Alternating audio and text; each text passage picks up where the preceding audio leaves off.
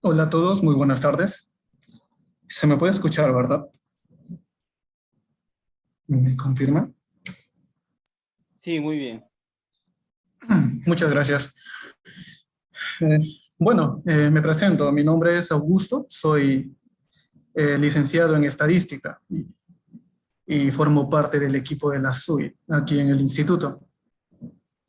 En este día les compartiré este tema, muestreo y cálculo de tamaño de muestra, centrándose en tres objetivos principales. La primera es brindarles un marco teórico, el cual les sea de mucha utilidad para que puedan calcular un tamaño de muestra adecuado. Claro, tomamos muestra de sangre, ¿no? Disculpe, ¿pueden, ¿pueden apagar por favor los micrófonos? Muchas gracias. El primer objetivo es eso, brindarle un marco teórico para cálculo de tamaño de muestra. El segundo es mencionarles los distintos escenarios que existen para poder aplicar un correcto cálculo de tamaño de muestra. Y la tercera es mostrarles qué herramientas existen, ¿no? Para poder calcular este tamaño de muestra. Nos centraremos en esos tres. Para iniciar, les presento conceptos básicos sobre qué es el muestreo, ¿no? Al iniciar una investigación, todo investigador tiene ya una población objetivo, una población teórica, ¿no? Y después de iniciar o de plantear sus criterios de selección, primero los de inclusión, segundo los de exclusión, delimitamos un poquito más esa población y obtenemos un marco muestral, población o marco muestral. Y por temas de tiempo, de dinero, no podemos investigar a todas las unidades que componen esa población. Y es ahí donde surge la necesidad de aplicar un muestreo, ¿no? Aplicamos un cálculo de muestra, obtenemos el N requerido, el mínimo necesario, y se empieza a hacer la parte de la selección. Justamente en este punto, en la parte del enrolamiento, la recolección de datos, tenemos una muestra final, porque no siempre obtenemos un tamaño de muestra N, el que obtuvimos, ¿no? Siempre hay unas pérdidas, esas pérdidas de información. Y lo que busca el muestreo es justamente, a partir de una muestra obtenida, dicho de paso de que esta muestra tiene que ser representativa, ya les mencionaré las condiciones de representatividad. Lo que se busca es, en función a esa muestra, calcular indicadores en función a la variable objetivo que tengan, que sea de interés para su estudio, ¿no? Calculamos esos indicadores. Los indicadores son los estadísticos. Se conocen como estadístico. Otro sinónimo es estadígrafo, estadístico o estadígrafo. Y en función a estos estadísticos, nosotros tratamos de hacer una aproximación a un parámetro poblacional. El parámetro es un indicador de la población, que representa a la población. El proceso de estimar este parámetro en función a un estadístico es la estimación. Y esta estimación se hace mediante la estadística inferencial. Hay dos formas de abarcar la estadística inferencial, ya sea por estimaciones en base a intervalos de confianza, estimación interválica, o también mediante pruebas de hipótesis. Esto depende del objetivo que tengan en su investigación. Entonces, ¿por qué estudiamos, por qué es necesario la muestra? Porque en función a la muestra nosotros podemos estudiar a la población.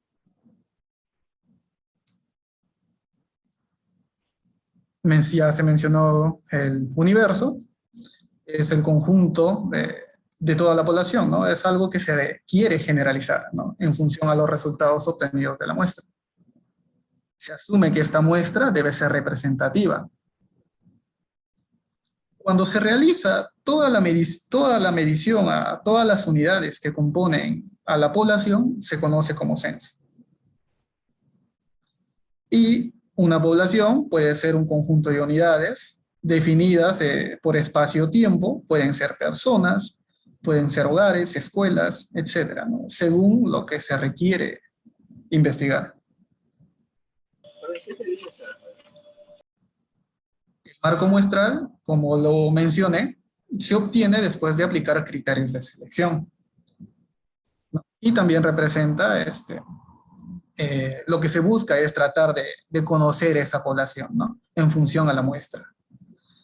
Debe ser delimitado, tal como el universo, en espacio y tiempo, y lo que se busca es tratar de extrapolar los resultados obtenidos de la muestra.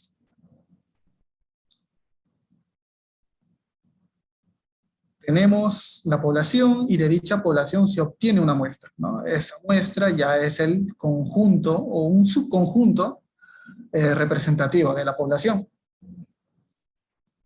¿Qué garantiza la representatividad, ¿no? En esta pequeña frase se menciona que es en función a un cálculo del tamaño de muestra. El cálculo de tamaño de muestra tiene que ser lo mínimo necesario para representar esa población. Y que también depende de cómo seleccionamos a esas unidades de análisis, ¿no? ¿Qué técnica de muestreo estamos aplicando? Un ejemplo no sé, de representatividad. Imaginemos que estemos estudiando niveles de hemoglobina en menores de 3 años, ¿no? Población pediátrica. Se asume que el comportamiento de esa variable, nivel de hemoglobina a nivel poblacional, tiene un comportamiento normal. Si nosotros efectuamos un cálculo de tamaño de muestra, una muestra mínima necesaria, aplicamos las metodologías adecuadas para la selección, enrolamiento de dichos niños, lo que garantiza la representatividad es que esa variable en la muestra obtenida tiene que tener el mismo comportamiento que en la población general. Si la población general, la variable hemoglobina tiene una distribución normal, lo mismo tiene que suceder en la muestra, ¿no? Eso es lo que es la representatividad, que las distribuciones de las variables en muestra y población sean iguales, sean semejantes, que no exista un sesgo en la medición de la variable. Cuando se conforma un marco, cuando se realiza ya los métodos de muestreo, siempre hay que especificar las unidades de muestreo, cuál es población, cuál es muestra, unidad de muestreo, unidad de análisis, ¿no? La unidad de muestreo es la unidad estadística que se tiene que seleccionar para construir una muestra. Como investigadores debemos tener conocimiento, saber identificar cuál es nuestra unidad de muestreo, cuál es nuestra unidad de análisis. Otro concepto es de unidad estadística. También se conoce como unidad elemental, unidad de análisis, ¿no? Es aquel elemento del cual nosotros vamos a obtener una característica a estudiar, ¿no? Por ejemplo, acá en el instituto, nuestras unidades de análisis son los pacientes. En muchas ocasiones, la unidad de análisis y la unidad de muestreo son los mismos, ¿no? Ya les mostraré un ejemplo de la diferencia que puede haber entre una unidad de muestreo y una unidad de análisis o unidad de estadística. Este pequeño ejemplo, ¿no? En un estudio sobre la satisfacción laboral de los trabajadores del MINSA a nivel de la atención primaria, las unidades de estudio son los trabajadores, ¿no? Porque son de ellos quien vamos a obtener información sobre su satisfacción laboral. Pero en este ejemplo, las unidades de muestreo son los centros o los puestos de salud, ¿no? Si queremos estudiar esto a nivel nacional, vamos a tener que muestrear primero los centros de salud. Y dentro de cada centro de salud muestrar los trabajadores. Esto es la diferencia entre unidad de muestreo, que es prácticamente un conjunto más grande que va a contener a las unidades de análisis o las unidades de estadística.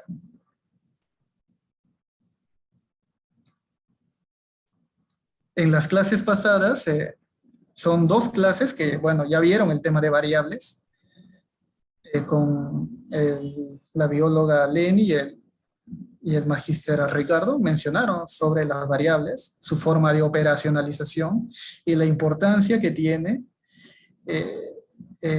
tener conocimiento de cómo o de identificar una variable, ¿no? Debemos saber identificar una variable, cuándo es constante, saber identificar qué tipo de variable es y las escalas de medición. Así que resalto este punto, la importancia de la operacionalización de la variable. El ingeniero quedó en venir a las 12 del día para... Por favor, pueden apagarlos. Gracias. Y bueno, nuevamente entrando a este concepto, a estas definiciones de variable, ¿no? Variable es cualquier característica que puede ser cuantificada, que podamos medir, ¿no? En la realidad, podemos medir muchas cosas de nuestra realidad. Esa es una variable, ¿no? Porque esa variable, sus valores van a ser muy distintos de persona a persona, ¿no? No todos tienen la misma edad, mismo sexo, mismo nivel educativo, ¿no? Siempre va a variar. Por eso variable. Los dos bloques principales en cuanto a su clasificación según naturaleza son categóricas o las cuantitativas.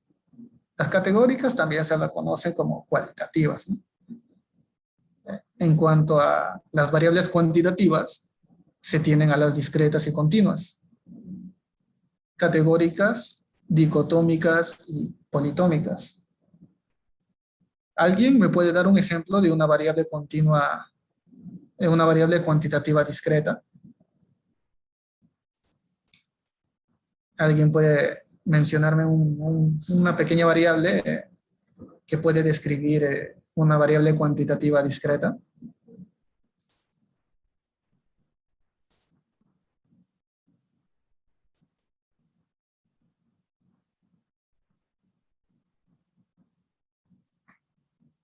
Bueno, un pequeño ejemplo sobre cuantitativa discreta sería el número de hijos, ¿no? Número de hijos son recuentos puntuales. No existe 1.1, 1.2 hijos, ¿no? Es 1, 2, 3, 0 hijos, ¿no? No sé, creo que enviaron algo al chat. Excelente, cantidad de faltas en un partido. Número de empleados, sí, o sea, es correcto. Es número de consultas que llegan a número de personas que llegan a una consulta. Sí, muchas gracias. Sí, ese ejemplo también lo iba a mencionar y sí, muy bien. Esos son ejemplos de variables discretas. Es importante tener este conocimiento, ¿no? Alguien quizá pueda comentar, quizás tenga una variable de interés que están estudiando, que puedan mencionar si es cuantitativa, cualitativa, alguna, y en qué escala de medición puede estar esa variable. ¿Alguien quisiera participar? Algo pequeñito nomás, simplemente mencionar, mi variable es tanto, es de tipo discreta y tiene una escala de medición de tanto, ¿no?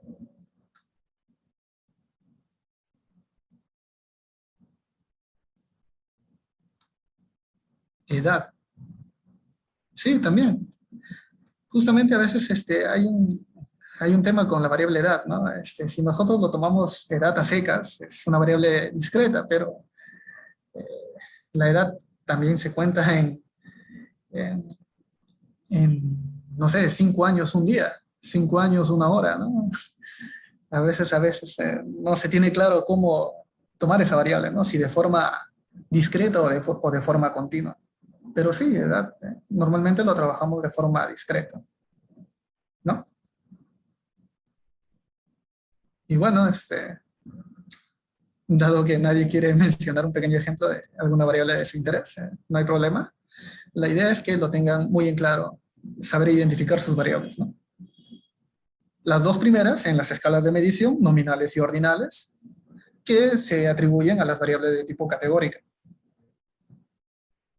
Y las dos últimas, intervalo y razón, son las cuantitativas. La diferencia entre intervalo y razón es que en una de ellas existe el cero absoluto. ¿No? Siempre nos mencionan eso, el cero absoluto. ¿Qué quiere decir eso? Por ejemplo, yo tengo 0 hijos, cero absoluto, ¿no? Y el cero absoluto se encuentra acá, en las variables de tipo razón. En la escala de intervalo existe el cero relativo, porque no existe un cero absoluto, ¿no? Por ejemplo, 0 grados centígrados no significa que no haya temperatura, ¿no? Porque hay sus conversiones en grados Fahrenheit, ¿no? No hay un cero absoluto. Que te tomen un examen de, no sé, de inteligencia, que saque 0 no significa que no tengas inteligencia, ¿no? Por eso acá hay, el 0 acá es relativo y el 0 es absoluto en estas dos últimas escalas de medición. Recuerden siempre esto, cuantitativas, cualitativas y las escalas de medición.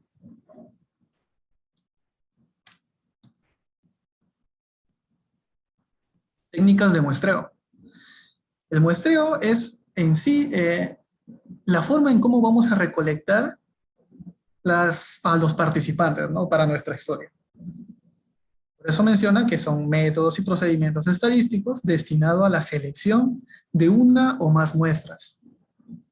Eso es, el muestreo es cómo vamos a seleccionar.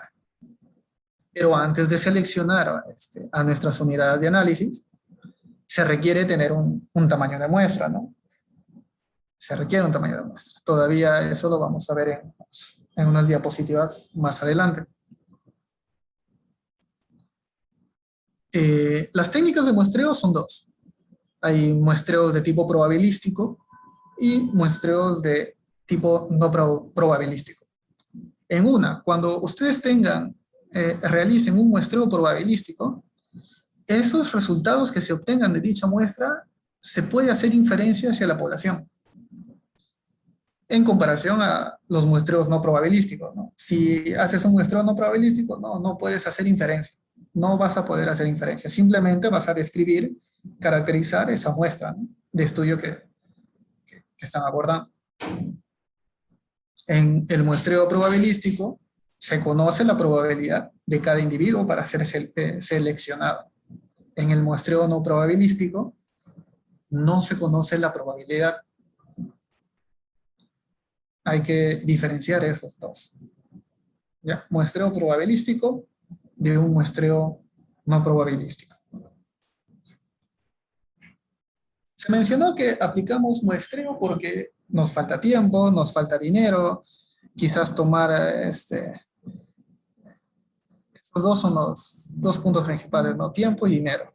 Pero también hay otras razones, como por ejemplo, la población es desconocida, ¿no? No tenemos un marco muestral del cual nosotros podemos tener un listado de lo que queremos estudiar, ¿no? A veces también la población es inaccesible. O inclusive la población es inalcanzable, ¿no? Esto relacionado a estudios de prevalencia, ¿no? En donde se quieren estudiar todos los elementos de una población. Estos tres casos son razones por las cuales no podemos o requerimos de hacer calcular un tamaño de muestra.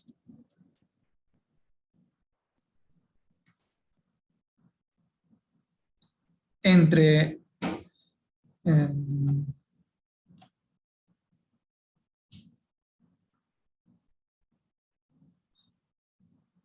también nos permite tener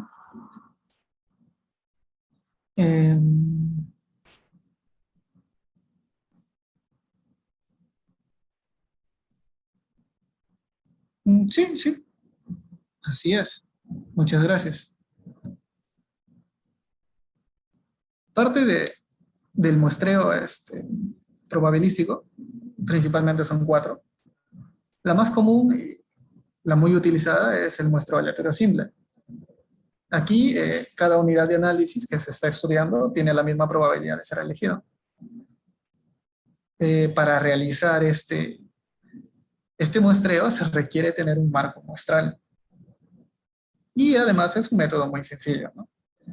¿Cómo podemos generar aleatorización de cada unidad de análisis? Bueno, hay tablas de números aleatorios, manejo de hoja de Excel, por ejemplo, que maneja números pseudo aleatorios, lo mismo que sucede con software estadístico, ¿no?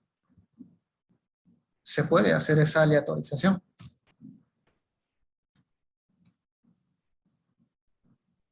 También existe el muestreo sistemático, similar al muestreo aleatorio simple.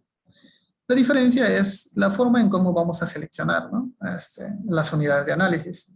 En esta pequeña imagen hay 9 personas. Se quiere obtener un tamaño de muestra de 3 casos, ¿no?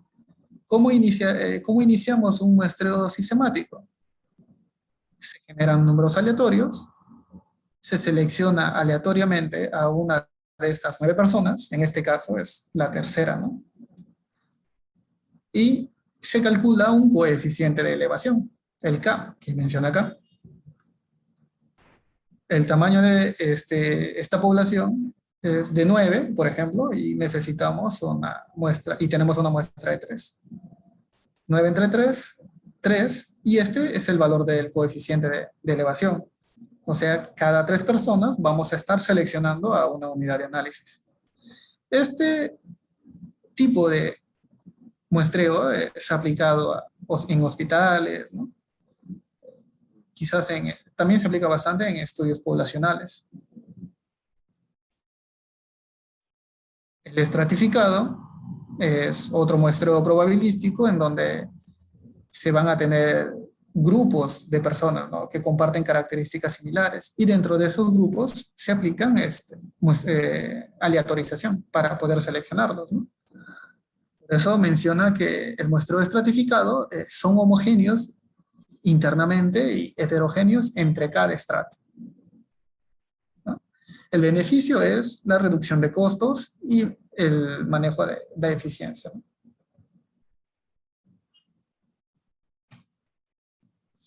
El conglomerado es otro tipo de muestreo probabilístico que también estudia subgrupos y es utilizado bastante para estudios, no sé, manzanas, colegios, ¿no? Por ejemplo, este tipo de muestreo es muy aplicado por el Instituto Nacional de Estadística e Informática, cuando realizan estudios a nivel poblacional, como ENAO, ENDES, ¿no? Lo que hace INEI es un muestreo multietápico, ¿no? Son estudios más grandes, ¿no? Imaginemos que el círculo mayor es un distrito, ¿no? Y dentro de ese distrito existen 9 manzanas. Lo que hace INEI es identificar, tener el marco muestral de cada manzana, de cada distrito, seleccionarlos de forma aleatoria. Estoy seleccionando 5, que serían las manzanas. Y dentro de estas manzanas seleccionan las viviendas, ¿no? Seleccionan viviendas. Y de dichas viviendas seleccionan a las unidades de análisis. Se hizo primero un modelo de muestreo por conglomerado, se aleatorizó algunas manzanas, en este caso 5 manzanas, y dentro de las manzanas se hizo un muestreo sistemático para seleccionar a las viviendas. Les hago una pregunta. En este ejemplo, ¿quién es la unidad muestral? ¿No? Esta es una metodología que hace INEI. Inclusive creo que lo hace más complejo, ¿no? Esta es la forma más básica que les estoy presentando. En este pequeño ejemplo, ¿quién es la unidad muestral? ¿Alguien lo quisiera compartirlo?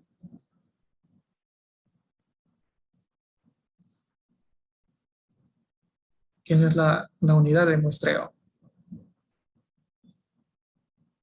pueden prender sus micrófonos y mencionarlo, ¿no? Todos vamos a aprender aquí. Inclusive este tipo de muestreo se puede aplicar en estudios médicos, ¿no? Si se quiere hacer un, no sé, un estudio multicéntrico, por ejemplo, ¿no? Se puede aplicar ese tipo de muestreos.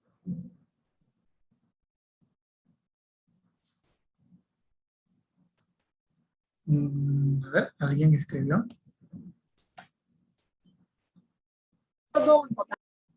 Sí, correcto. Muchas gracias, Indira, doctora Indira. Sí, los hogares, en sí sería la vivienda, ¿no? Porque dentro de una vivienda puede haber uno o muchos hogares, ¿no? Pero sí, es correcto. Las unidades muestrales ahí serían viviendas, asumiendo de que una vivienda sea solamente un hogar. Esas serían las unidades muestrales. A partir de esas unidades muestrales vamos a seleccionar las unidades de análisis, que serían las personas, ¿no?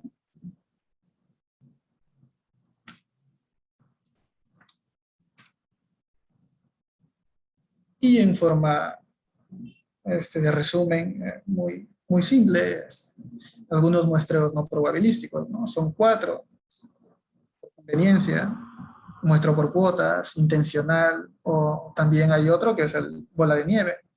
El por conveniencia es cuando las unidades de análisis están ahí justo en espacio y tiempo convenientes para el investigador, están disponibles para el investigador, ¿no? Esto también es muy aplicado en estudios biomédicos, ¿no? Por conveniencia. El muestreo por cuotas es similar a un muestreo estratificado, ¿no? También se conoce como un muestreo voluntariado por cuotas, ¿no? Los participantes vienen a ti y a partir de ahí se forman grupos y se analizan dichos grupos, ¿no? El muestreo intencional o por juicio se basa en el conocimiento, la expertise del investigador, ¿no? El investigador es quien, en base a su experiencia, selecciona las unidades de análisis. Muestreo por juicio. Y el de bola de nieve es un muestreo también, se aplica cuando las unidades de análisis son muy escasas, ¿no? Son muy difíciles de acceder. Las poblaciones son pequeñas, ¿no? Por ejemplo, si se quiere estudiar, no sé, drogadicción en adolescentes, ¿no? Si identificamos a una unidad de análisis, a una persona que es drogadicta, ¿no? Esa persona nos puede llevar a otras personas y ellos a su vez a otras personas. Hacen como una cadena, ¿no? Este es el tipo de muestreo en bola de nieve.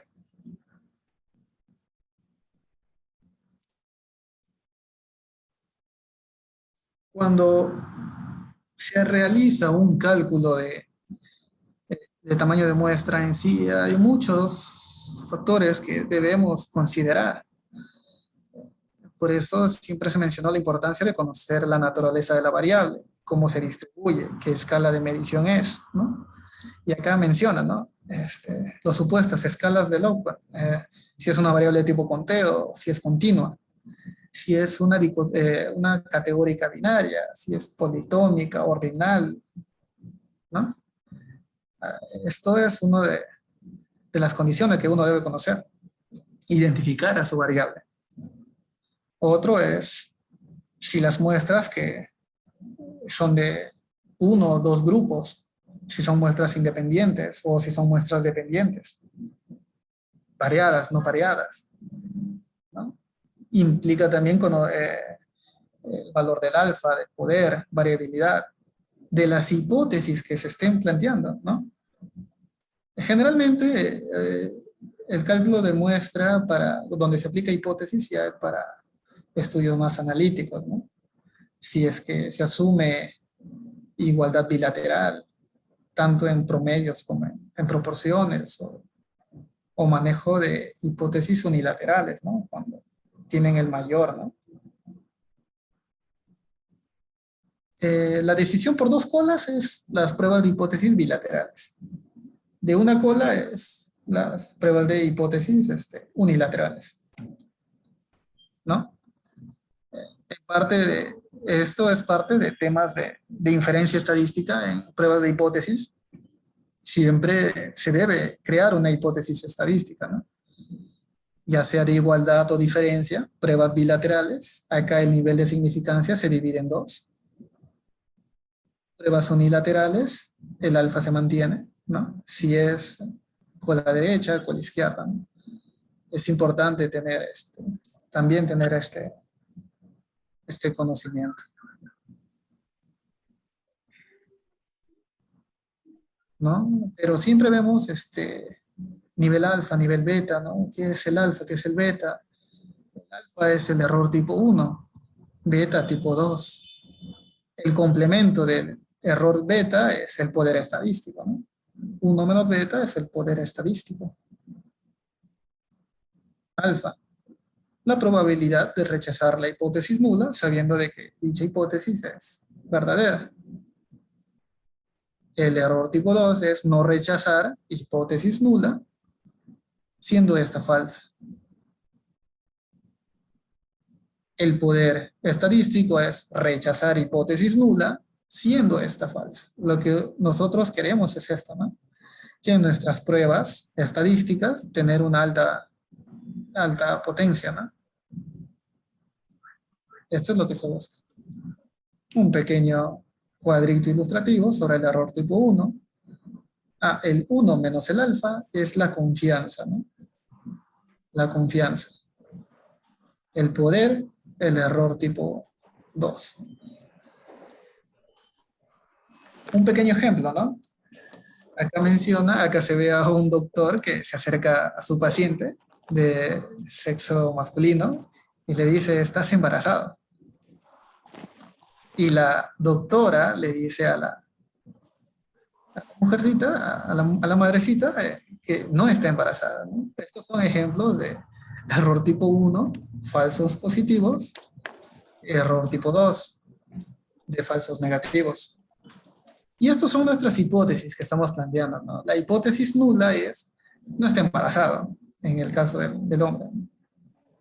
Y la alterna es, está embarazada. Está rechazando la hipótesis nula, dado que esta es verdadera, ¿no? Acá está cometiendo este error. Y para este ejemplo, la autora le dice, no está embarazada. No está rechazando la hipótesis nula, siendo esta falsa, ¿no? Esto. No rechazar hipótesis nula, siendo esta falsa. Eso es lo que está cometiendo. Pequeños ejemplos de errores tipo 1 y tipo 2.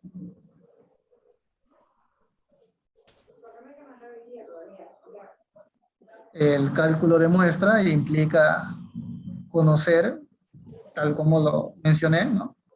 Si nuestra variable es cuantitativa, si es cualitativa, si es de una muestra, dos muestras. Disculpe, ¿alguien puede apagar por favor el micrófono? Se está escuchando.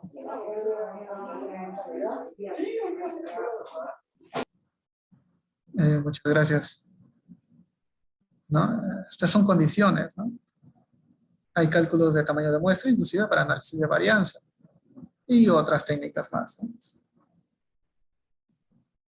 El cálculo de muestra está en función a la naturaleza de la variable y al objetivo estadístico.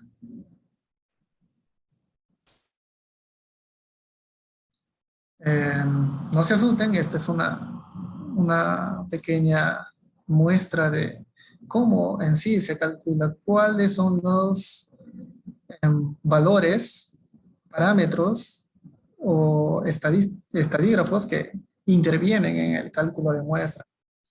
Esta es una forma de cálculo de tamaño de muestra para estudios descriptivos, ¿no? Y para una variable categórica que interviene el z, el famoso z, que es el valor de la abscisa de una distribución normal. Interviene el e, que es el error, el margen de error permitido. P y Q. P es una proporción de la variable objetivo de estudio. El Q es su complemento. El N es el tamaño de muestra de la población, del marco muestral que se tiene, ¿no?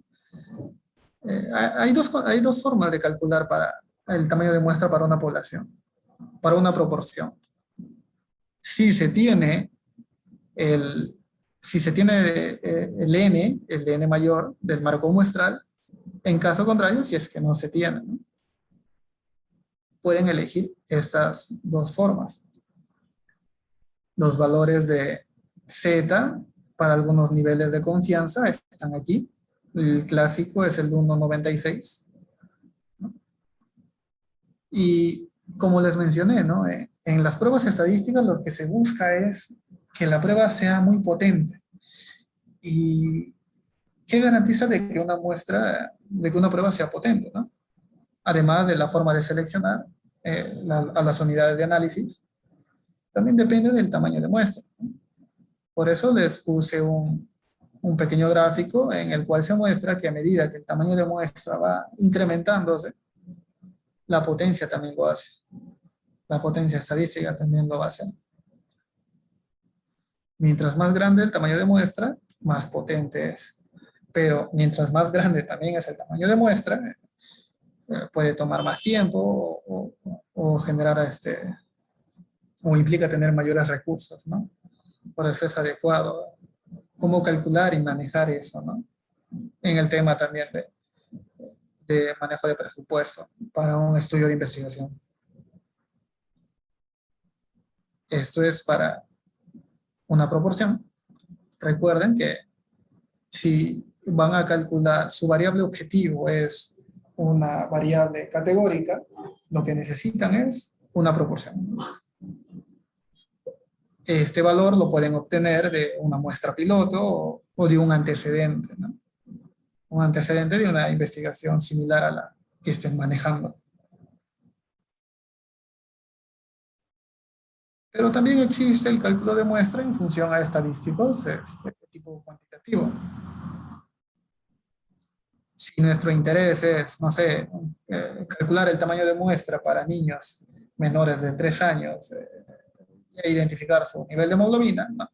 Necesitaríamos tener la varianza, ¿no? De dicha variable, ¿no? De esa variable, nivel de hemoglobina numérica.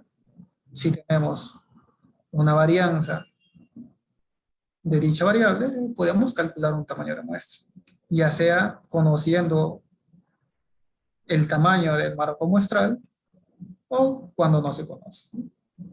Estas son las fórmulas que intervienen y que ya están establecidos en los software de análisis de datos. Hay herramientas en línea que te permiten hacer este cálculo de tamaño de muestra. Les presento uno, es una calculadora Gramo, y acá muestra las distintas formas de calcular el tamaño de muestra en función a sus variables u objetivos de estudio, ¿no? Riesgo relativo, odds ratio, estimación de población, etc. Este es el enlace en el material que se les brindará. Podrán copiar este enlace y realizar sus cálculos de tamaño muestral. Existe otra en línea, es sample size, y también se muestran las formas de cálculo, ¿no? Estos son libres, acceso libre en la web, pero también existen otras herramientas estadísticas, ya sea de software libre o software de paga. Por ejemplo, quien no conoce Stata, Epidata, Epinfo, ¿no?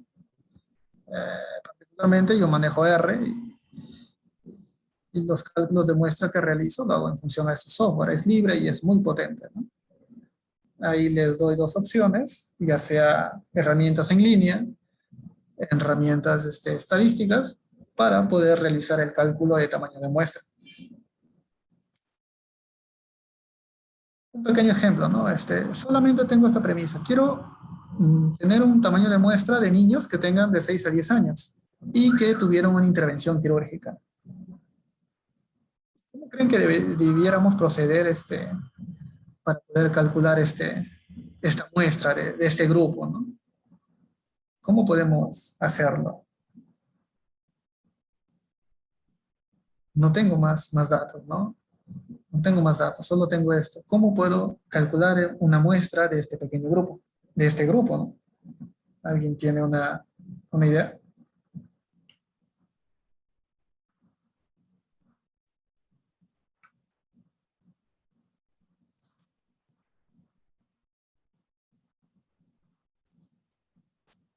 Bueno, es lo que se podría hacer, ¿no? Y bueno, ¿alguien escribió? No sé.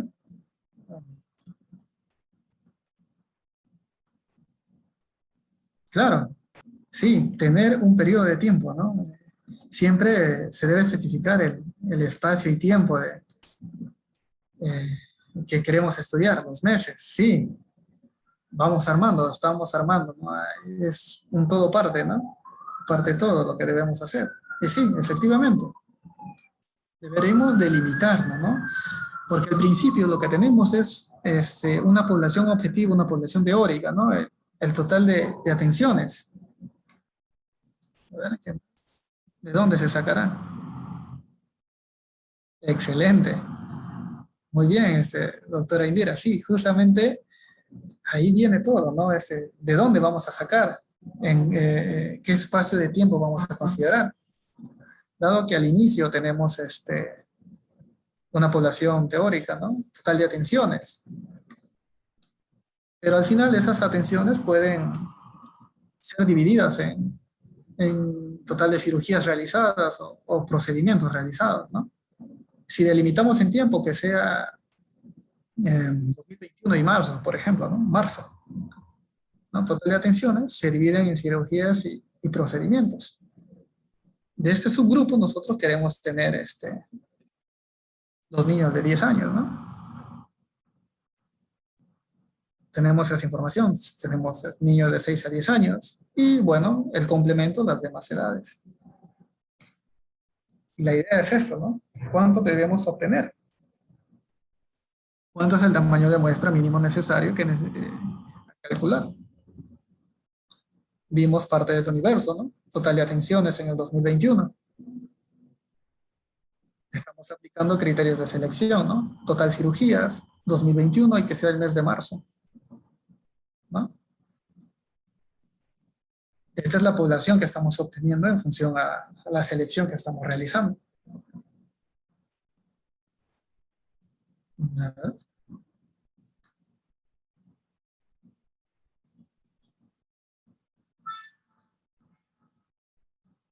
Claro, sí, justamente que cumplan con los objetivos del estudio, ¿no? Así es, esos son los criterios que se deben considerar, ¿no? Y vamos delimitando un poco más a la población, ¿no? Hasta que encontramos una población, generamos un marco muestral, ¿no? Asumiendo de que se estén incluyendo uno o muchos criterios de inclusión o exclusión, generamos, este es nuestro resultado final, ¿no? Ahora de acá, ¿cuántos vamos a seleccionar? ¿No? Queremos la muestra. Ahora, supongamos que tenemos esos dos conjuntos, ¿no? Ya tenemos, imaginemos que acá en nuestro instituto, estadística nos brindó estos datos, ¿no? Tenemos, en el mes de marzo, tenemos 468 cirugías realizadas a niños, 109 niños de 6 a 10 años que pasaron cirugía. El complemento sería 359. Con estos datos, ¿qué podemos calcular? ¿Qué fórmula podemos utilizar para poder calcular el tamaño de muestra? Estos dos datos nos brindó estadística, ¿no? Nos brindó estadística, el rango de edad, el recuento y el tamaño del marco muestral. ¿Qué fórmula debemos utilizar para calcular nuestro tamaño de muestra? ¿Qué indicador deberíamos calcular para obtener nuestro tamaño de muestra? ¿Alguien? Porque faltan pocos minutos para terminar la clase y sería interesante que alguien brinde una opinión, ¿no? ¿Qué podemos calcular con estos datos y efectuar nuestro cálculo de tamaño de muestra?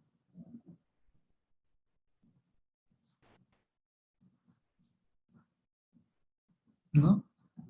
Nuestro interés es esto, ¿no? Niños de 6 a 10 años. Y como tengo solamente estos datos, lo fácil es quizás calcular una proporción, ¿no?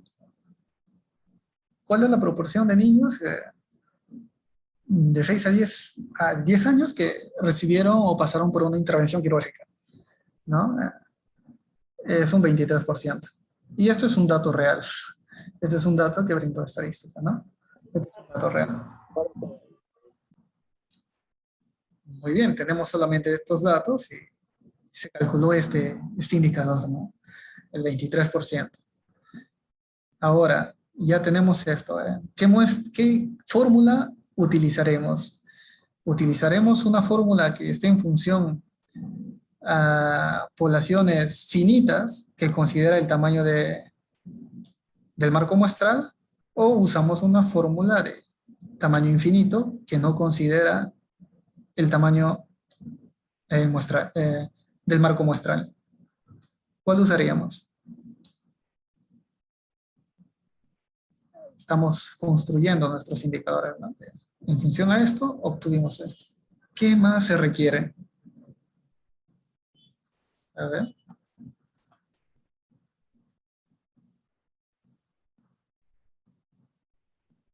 Se considera el marco muestral.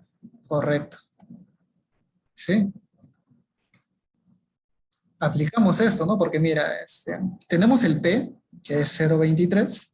Tenemos el N, el tamaño de la población, del marco muestral. Claro. ¿Ves cómo se forma, cómo estamos obteniendo datos? De estos recuentos simples estamos formulando cómo calcular un tamaño de muestra, ¿no? ¿Ya? Tenemos el N y tenemos el P. Acá está.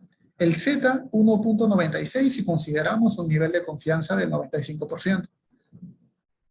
El error permitido es, lo tradicional es el 0,05, ¿no? Lo que buscamos es una mayor precisión, ¿no? Es por eso que el error es más pequeñito. Recuerden que a menor error, mayor va a ser el tamaño de muestra. A mayor error, menor será el tamaño de muestra. Y que, bueno, tenemos estos valores y lo único que hacemos es reemplazarlos, ¿no? Y esto nos da un tamaño de muestra. Para este ejemplo, el tamaño de muestra sería de 173. Ahora, ya tenemos el tamaño N, ¿no? El de N que requeríamos. Ahora, ¿alguien puede decirme qué tipo de muestreo podemos utilizar? Ya tengo todo esto, ¿no?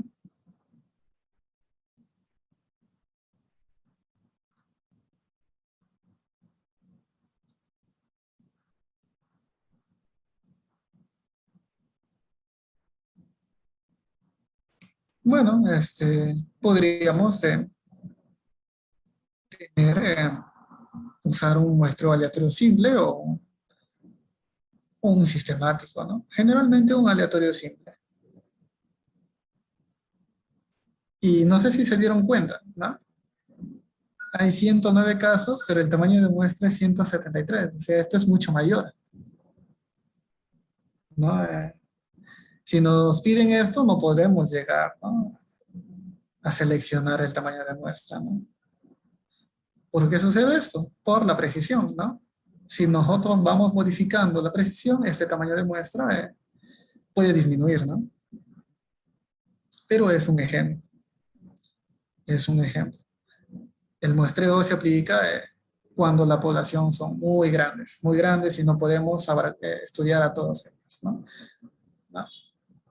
Pero esta es la forma de hacerlo. Con ciertos datos, calcular un valor puntual, aplicar la fórmula y ver cómo cambia, ¿no? No necesariamente puede ser 0,05, puede ser un 0.10, ¿no? Todo depende también de los antecedentes. El mismo ejemplo usando la calculadora Gramo, ¿no? La ubicación es en estimaciones puntuales. Y aquí es donde seleccionamos y ponemos los datos que obtuvimos, ¿no? Tamaño de muestra, estimación de la proporción a estimar, el error y el valor cero, ¿no? Asumiendo de que no va a haber pérdidas, ¿no? En el estudio, ¿no? Nivel de confianza y acá 173, ¿no? El mismo valor obtenido. Lo pueden hacer de forma manual, cosa que no es muy atractivo para muchos. Lo pueden hacer usando calculadoras en línea. O en mi caso, les pongo un ejemplo de uso de R, ¿no? En R solamente uso dos comandos simples, dos líneas de código, y obtengo el mismo resultado. Pueden seguir investigando más sobre Gramo, y si tienen curiosidad, investigar sobre R, ¿no? Que también puede hacer cálculo de tamaño de muestra. Y para terminar, les quiero mostrar unos pequeños diagramas de flujo en el cual apoyé a unas investigaciones realizadas, ¿no?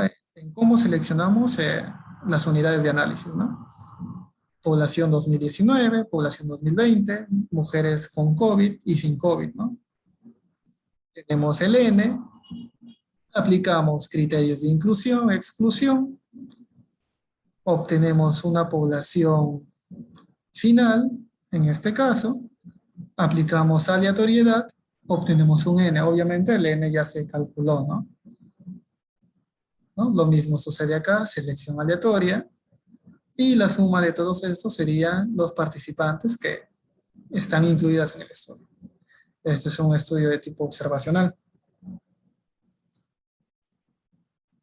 Este es otro pequeño ejemplo de cómo obtuvimos una muestra. Este es un estudio de bases secundarias. Atenciones de CIS, de salud, superan a los 2 millones de casos. Acá hay 4 millones de casos. Estas dos bases de datos se integraron y formaron una data enorme de 7 millones de datos. Se aplicó criterios, filtros en este caso, ¿no?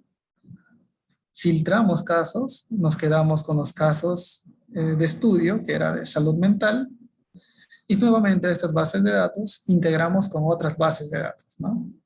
Generando nuevamente una limpieza y una base de datos final de 32,000 casos.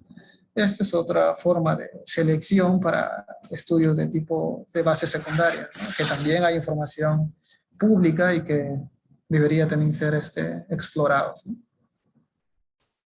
Y finalmente, para los que conocen las encuestas de ENDES, de INEI, este también es un análisis que se realizó, se hizo 10 años de estudio, cada uno con el N correspondiente, ¿no? Se unieron 10 bases de datos, se creó una sola en función a estas bases de datos que tienen características de relevancia para el estudio, se unificó la base de datos y se filtró, ¿no? En este caso, mujeres adultas, porque nuestro objetivo era estudiar solamente adolescentes, ¿no? De 283,000, llegamos a 51,000 casos que fueron parte de un estudio, ¿no? Se recomienda que cuando realicen un cálculo de muestra, una selección, generen también estos pequeños diagramas. Les ayudará bastante en cuanto a cómo están haciendo la selección, ¿no? Eso sería todo por hoy. No sé si alguien tiene alguna pregunta antes de concluir. Creo que ya se cumplió la hora.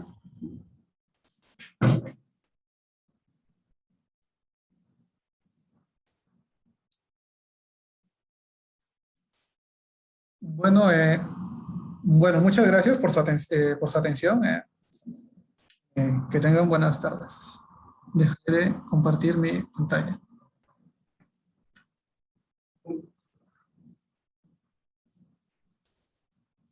segundo antes de que se vayan. Muchísimas gracias por participar el día de hoy en la clase. Creo que ha estado súper claro.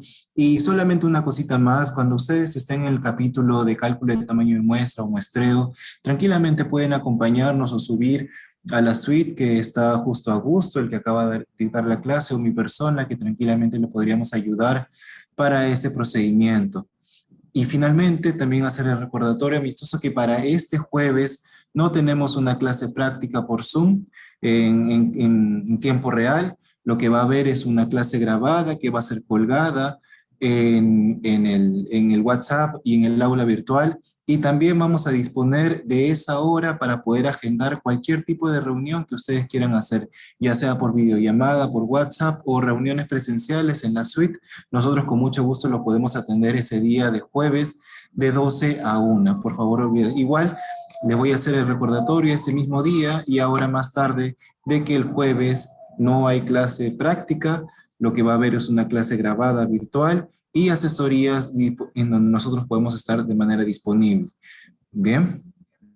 Listo, entonces nos estaríamos viendo la siguiente semana y en constante comunicación por el WhatsApp y por los medios en donde podamos comunicarnos, como por ejemplo el correo también. ¿Listo? Nos vemos. Hasta luego. Gracias.